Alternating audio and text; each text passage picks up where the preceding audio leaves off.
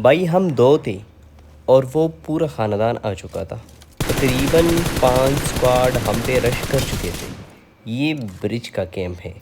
हम ब्रिज पे कैंप कर रहे थे, हम 2 बंदे थे। अब वीडियो एंड तक देखे, बड़ा मज़ा आएगा।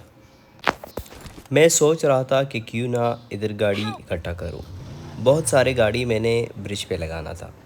जब मैं नंबर 3 के पास जा रहा हूँ, जैसे कि मैंने नंबर 3 को कहा कि आ जाओ गाड़ी में बैठना है, जब देखता हूँ तो सामने से एक बगी आ रही है जो कि भाई साहब 2 बंदे उस पर बैठे हुए हैं। एक पर फायर करके मैंने गिरा दिया और जब दूसरा भी मैंने गिरा दिया तो नंबर 3 को मैं बता रहा हूँ कि भाई साहब आ जाओ, इसको लूटते भी हैं और ये गाड़ी भी पास लेके जाते हैं।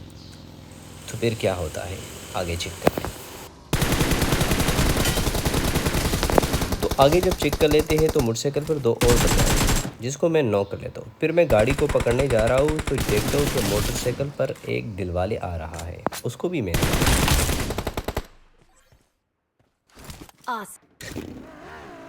जैसे कि बंदों को हमने लूट लिया। तो फिर नंबर 3 को मैं बता रहा हूँ कि भाई साहब बगी पे बैठना है क्योंकि और गाड़ी भी लेके आना है और इधर सड़क पर लगाना है।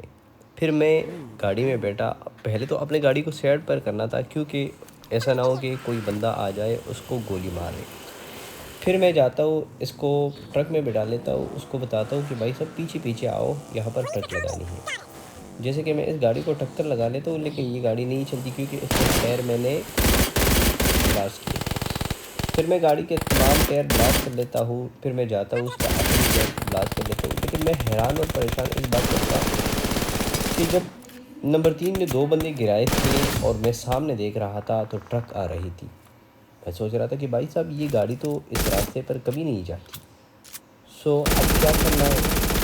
नंबर 3 को बता रहा हूँ कि भाई साहब गाड़ी को ब्लास्ट करो। जैसे कि मैंने गाड़ी को ब्लास्ट करना था तो मुझे भी गोली लग गई और बंदे ने हमें नॉक कर दिया।